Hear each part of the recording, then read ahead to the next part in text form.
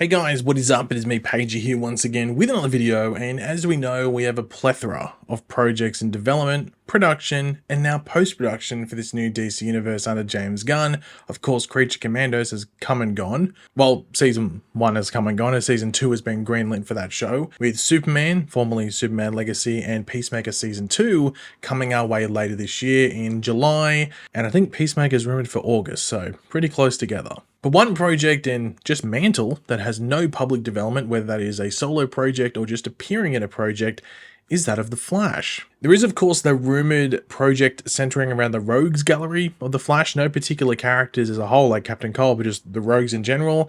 But once again, that is just a rumour. And then, of course, the elephant in the room when it comes to, I guess, speeding ahead, if you want to put it, when it comes to a Flash-focused project, is of course the film that came out in 2023, which did not perform very well financially. But also the TV show that just recently wrapped, also in 2023 after 9 seasons on the air. It's not like there has been a lack of Flash-focused content as of recent, but what are some issues and questions regarding a Flash project in the near future in this new DC Universe reboot? And also, what are the answers for some of these issues and questions? Well, let's try and address some of it in this video. But of course, throughout the video, let me know in the comment section down below your thoughts on these things we go over, as well as your thoughts on what I think about them, and just any things you want to leave in the comments, let me know. And of course, if you're going to enjoy the video, want to drop a like, takes 2 seconds, feel free to do it.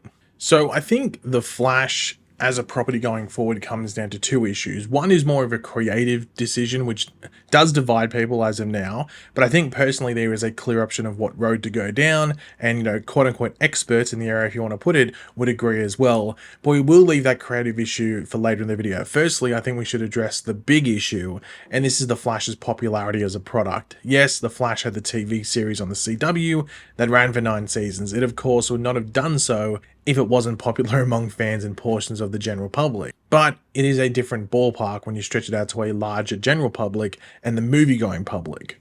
One of the more notorious pieces of Flash news over the past year only came in the past couple of weeks, when the director of the 2023 film, that being Andy Muschietti, was addressing the film's performance at the box office, which, as we said earlier, was not very good. And he mentioned a couple of factors that he believes played into that, which were debatable. It was down to some demographics, but he did bring up what he was told by people within Warner Brothers in the lead up to the film's release, and that was apparently, according to them, the Flash was not a popular character, or wasn't that popular of a character, and not on the level of a Batman or Superman, which played into Andy Muschietti's reasonings as to why the film didn't do well. Is it told like, hey, it's not that popular of a character, but then why are you spending $200 million on a movie about it?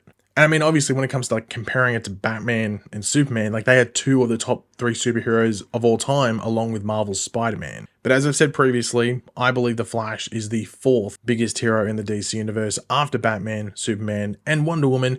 And I really wouldn't argue against the Flash being ahead of Wonder Woman if someone brought it up. I think I'd place it as number 4 behind Wonder Woman. But if someone said, hey, I think the Flash is bigger than Wonder Woman, I wouldn't probably disagree, to be completely honest.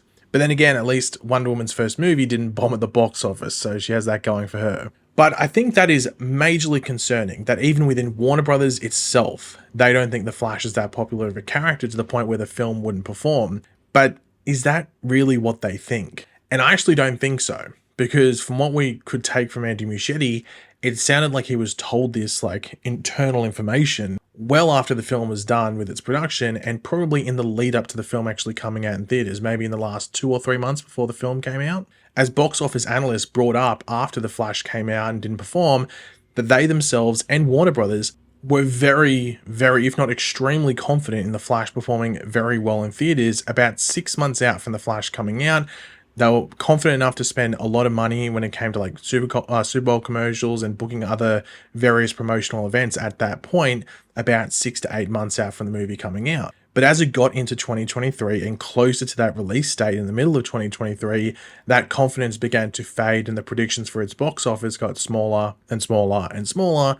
And I believe it was during this spiral down in expectations that Andy Muschietti was then told that apparently there's apparent fact about the Flash not being that popular of a character. So I think this was just an excuse in-house within Warner Brothers, and people were probably trying to play down any bad things that were about to happen with the box office, especially making up excuses because the writing was on the on the wall. And one would hope that this wouldn't impact the character being eyed to make a return to the cinematic landscape going forward, but we know it's affected characters like Superman in the past, and I guess the hope is that Superman, coming out later this year, puts any doubts around Superman's branding to rest like previous iterations had. But this leads into the second and last big issue. There's only two in this video, but this is the second and last big issue for the Flash as a product going forward, and this is that creative issue or decision that I brought up earlier in the video. And that is the simple, but not really simple question of Barry or Wally. And I have my personal wants with that question, that being Barry Allen. And that's just for the sake of a decent story and character development across the board. I feel it makes a lot more sense to have Barry as the Flash in the DC universe as we pick up within it. So like when the events of Superman are going on within Metropolis and I guess wherever else it takes place, over in Central City we have Barry Allen as the Flash, working as a forensic scientist and saving people as the Flash, and he's, well, I don't want to say downtime, but and his other portion of his day-to-day as well. But I don't necessarily think the first Flash film in this DCU has to be about Barry. Just that he is the Flash in this DCU as we pick up within it as we start, and Wally West is either Kid Flash already, or maybe he becomes Kid Flash at some point, though I think just starting with him as Kid Flash already is probably the better way to go. Maybe within his, maybe like a month or so after. I don't know necessarily how far you would pick along up with Wally as Kid Flash, but I think he should start as Kid Flash. And then Barry is like well into his adulthood in his 30s, but maybe even 40s, and has been the Flash for a decent amount of years. This version of Barry would be a different version of the character from the TV series and also the 2023 film, as they focused, or at least with the CW series, started with a younger version of Barry. The CW one grew more into that older version of Barry as the show went on, but it did start when he was a bit younger, and of course the 2023 film, he's also a younger Flash as well. I personally think skipping Wally's time as Kid Flash hurts the character and his story, but I'm not the only one who thinks that. There are, of course, other fans who think that online, or maybe even people that make content as well. But one person who thinks down the same line as I do, and is arguably one of like the better voices when it comes to Wally West in particular, but just the Flash as a mantle, is that of Mark Waid. Mark Waid has stated that he thinks that for this new DC Universe reboot under James Gunn and all these different characters they're bringing in, despite many thinking he would suggest Wally be the Flash from the get-go because he is a Wally West Flash writer, he believes that the best way to go is have Barry as a somewhat experienced speedster and build Wally up from there as Kid Flash, and then years down the line you can hand over the mantle in whatever way you decide. The main reason he said was for just longevity of the universe as well. Now in regards to like that timeline, in regards to the mantle situation, we don't know whether it's like Barry dying in an event similar to Crisis on Infinite Earths and then it thrusts Wally into having to be that main speedster and take on the mantle, or we just get Wally aging up to the point where he also becomes someone who takes the Flash mantle because, maybe it's a bit awkward for a guy that's 23, 24 to be running around being called Kid Flash. And you can just have multiple Flashes, just like how there are multiple Green Lanterns. But at least in this case, it'd probably only be two. I don't think you're gonna end up like 3 or 4, where with, Earth-based Green Lanterns, it might be 5 or 6, who knows. But here's the big question. Will they do this? Are we going to get Barry and then Wally? And if they do that, is that the right thing to do? For me, I think it is. It just sort of depends around this universe as a whole. We brought it up before, even with some other characters like Green Lantern and stuff like that, and even some of the stuff in regards to the Bat family as well.